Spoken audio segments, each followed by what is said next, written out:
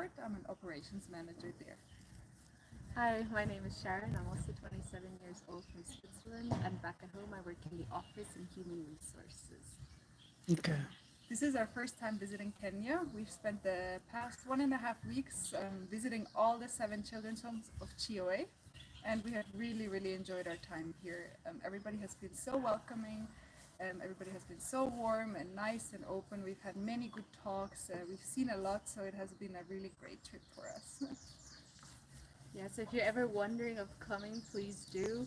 We also had many talks with the managers in each home, and they also really, emphasized again that it doesn't matter what skill you bring or what your talent is, but that they can use everything, and that they would love to have you no matter what you bring. So if you've ever thought of it twice, don't think twice anymore, but just come because we will find a place for you here. That is all. We had such a Wh- great What time. what would you tell someone who is afraid to come, especially for the first time? Don't be afraid. Everybody is so kind. They take such good care of you. You're not alone. If you want to be alone, you can be, but they will take such good care of you. From the moment you land in Nairobi, you will not be on your own, and everything is taken care of for you. There's really no concerns about security or about not being able to do what you wanted to do. It's really, really easy and straightforward.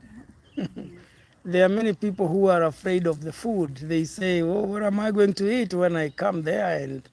And so, I mean, there's many things that we know, like rice, and many other things. I mean, I guess that's also something that you get to experience, not only the culture, but also the food that belongs to it.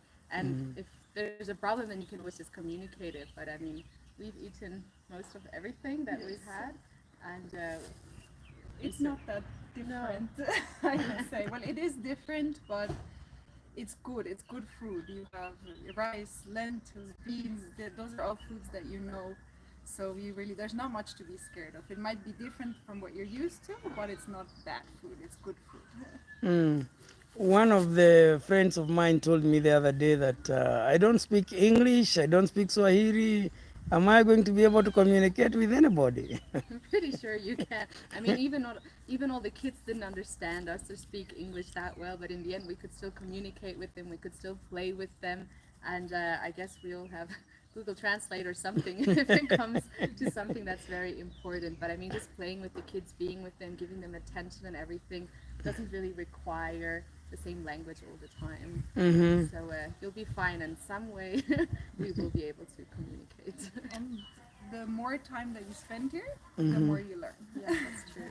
Wonderful, That's true. wonderful. And one other friend of mine told me that I'm not a preacher. I'm not a choir person. I'm not a church person. But I just want to help. Just want to help. Yeah, And that is great because we're not we're not a quiet person or a pastor or a medical. I don't know what either. And I mhm, work in the office. She works at the airport, so we also have different skills that we bring. And in the end, it doesn't matter what you studied or what profession you work, but you mhm. can really use whatever you have or whatever's on your heart to also having It us. has been very helpful to be around. And one more thing. What about someone who is worried about where to stay? Some people are used to staying in very big five-star hotel, and and then we tell them when you come here, you can stay with people in the homes. You can stay with us in our homes. What's your experience? I think we've always stayed in very nice places. So here we could now stay at Bishop David's house. We had our own room and our bathroom, and the same thing at the children's homes. We always had a room to ourselves. So it was like a hotel, really. It might have not been a five-star hotel, but that's not what you need. As long as you have a place to sleep, a roof over your head, and you have food, I think we were very well taken care of. Yeah, Okay, and good.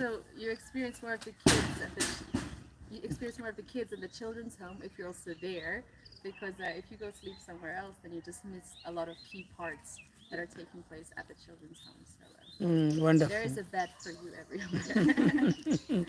Of course, we do understand that it's not everyone who will come to Kenya, but what could someone do from Switzerland, even if they don't come, and still be helpful? I mean, there's always prayer. We need Mhm. a lot of prayer. Everybody needs prayer, and I think a lot of people here can use your prayer. Mhm.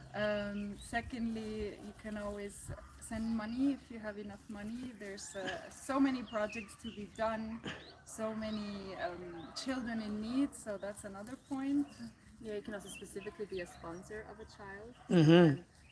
I think most homes have sponsors, so they're always looking for people to support the children. And you might even have the possibility, once you sponsor a child, to once maybe even visit your child on a sponsor's trip. Mhm. And then you can actually also talk to your child in person maybe one day, Yeah. which is also kind of a really cool opportunity, which you don't always get. Okay. Yeah, so thank you very much for your time with us. Thank you for sharing with us and showing love to our children. And when you travel back, a safe trip, and take our greetings to everyone. Thank you, Lila. And we are looking forward to your next visit. Yes, we too. And thank you so much for having us. Thank you. It's been a Thank you. blessing. Thank you. Thank you. All right. Thank you. Is that good? Yes. Good.